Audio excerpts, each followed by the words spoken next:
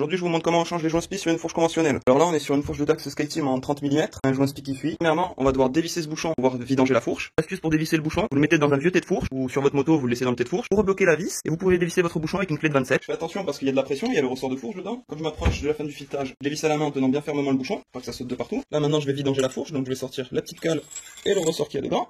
On pompe bien sur la fourche pour vider toute l'huile.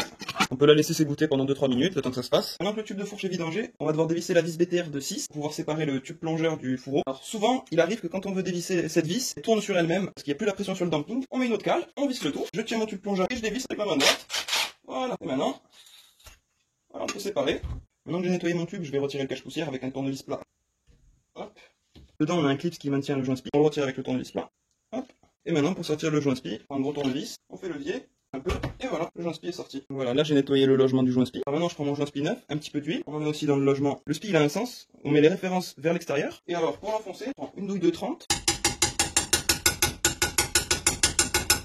Assez enfoncer le spi pour laisser apparaître la gorge du clip. On remet le clips, hop, ça se remet même à la main. Là, il est dans son logement, ça bougera plus. On peut reprendre notre tube. On remet la vis BTR sans oublier la rondelle en cuivre. Je remets mon cache-poussière en place. Je prépare 80 ml d'huile. Donc maintenant, je pompe un petit peu sur ma fourche pour faire circuler l'huile. Maintenant, je vais laisser l'air se purger. Maintenant que ma fourche est purgée, je remets le ressort, la petite cale qui était présente, et je mets son bouchon. Et voilà, la fourche est terminée.